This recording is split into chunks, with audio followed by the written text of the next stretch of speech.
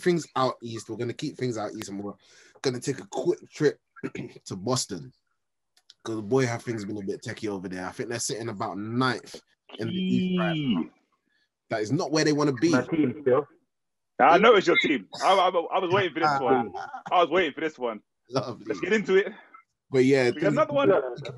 They come off a win. A win? Did they win? I think they won. A win last night. They won last night. Kemba had a big game, dropping about 32 points, I believe.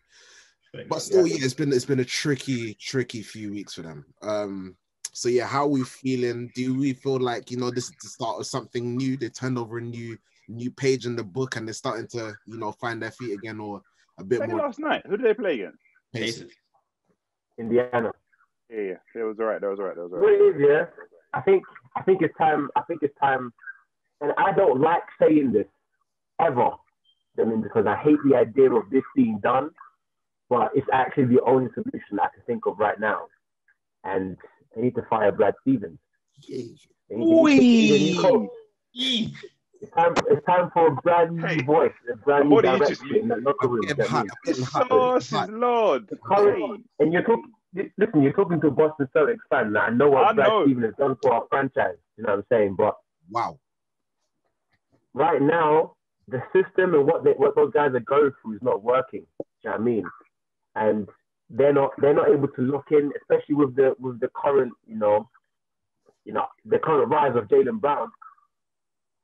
I feel like for Jason Tatum and for these two wings to gel, you need a different type of coach. I don't know, a Doc Rivers type coach.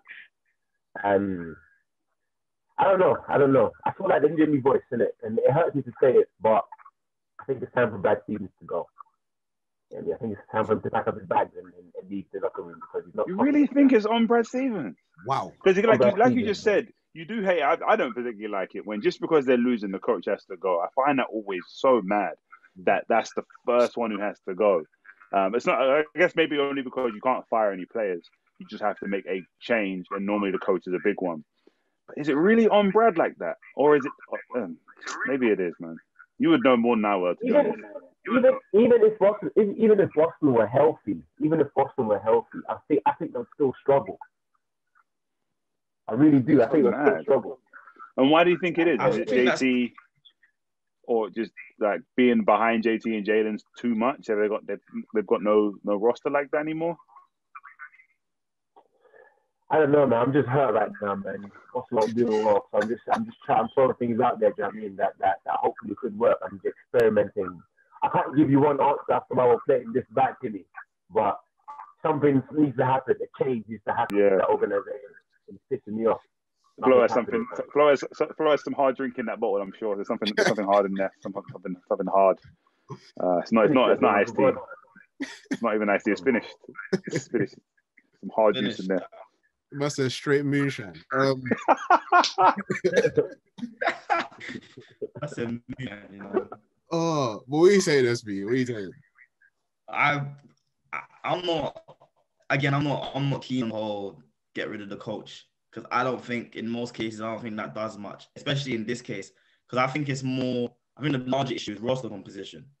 I think that's the bigger issue, and I feel like if you were to get rid of Brad Stevens, you might bring in a coach that for a stretch of games, maybe 5-10 games, has them playing good basketball. And then they get to a point where the talent of the team ultimately catches up to them. But I think bar Tatum, bar Brown, there's not really much else there. I mean, there's Kemba, but I think Kemba as a signing to replace Kyrie was not a smart move from a financial standpoint, from where he was in his career, and especially like to bring him in as a leader. I think we said this on the last pod. It's like he's got the least of all those players. He's got the least playoff experience. He's only been to the playoff like once prior to last season. So I think with that, you've got Tristan Thompson. He's pretty much washed up. You've got a bunch of players who are on the roster getting minutes who should really be in the G League developing their games. And then obviously you had injuries to I think Robert Williams and Marcus Smart as well. But I just don't think.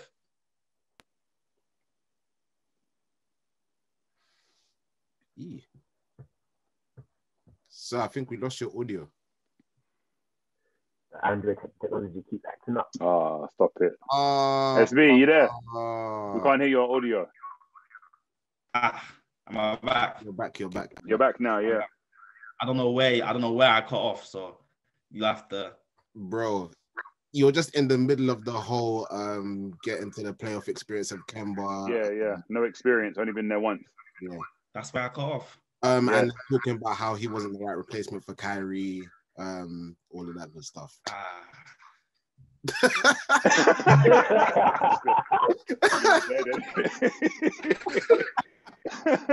I was hoping. That's the next question. I said pass. You know what? Pass. Oh. I lost a lot. Let's do it again. I lost a lot of leeway there. Basically, Danny Ainge, man. Danny Ainge. He needs to answer for his crime. Where I think it is. Brooklyn trade back with KG. I think that's coming back to haunt him now. He's sold one too many souls, and it's coming back. But yeah, I mean, it's been a tough road for them. I'm not even sure who did the Celtics even have coming up, because I want to know who. My guy, Pritchard's been hooping. Pritchard, yeah. Like him, nice. Very, very clean. I mean, they got the Wizards coming up.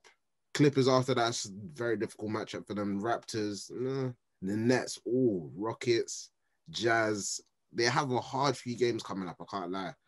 Celtics have a hard few games coming up. So it's not the easiest stretch over the next 5-6. So it's peak, man.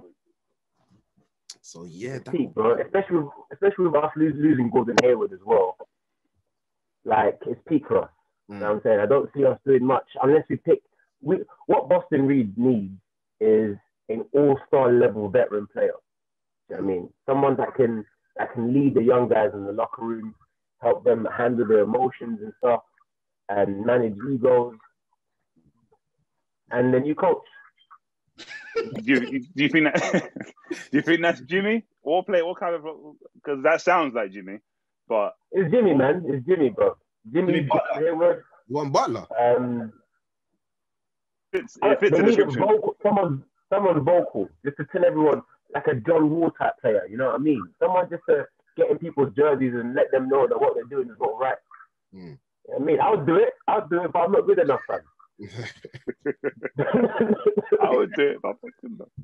Oh, I mean, yeah, I hear where you're coming from. Like, it seems, I mean, like you said, like SB saying, like the best players on their team are the youngest players on their team. So it's a sticky situation. And also one other spot, it seemed like them as well, they could use a lot of help at the big position too, because their best players there are Tyson and Tristan Thompson. Like SB said, Tristan Thompson, he's past his best years. That guy could never really stretch the floor at all. Tyce, he's a good option. He's a good option, but he's not your starting option that you really want there. So yeah, they could use a bit of help. Even them Celtics losing Al Horford, that was a big one. He's even putting up good numbers. That one is wild to me. This is why I'm saying Danny Ainge needs to answer for his crimes, because in the past, 3 years, he's lost Al Horford. Did he not lose him for free? Yeah, something like that. I know they paid a lot of money for him, but he lost him for free. Lost Kyrie for free, and lost Gordon Hayward for free. And with the exception of, I think, Gordon Hayward and Terry Rozier, did they not trade for Al Horford and trade for Kyrie? Yeah.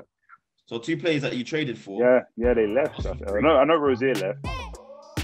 And then you lost Rozier, didn't replace him. Yeah, you're right. You lost Kyrie, you replaced him.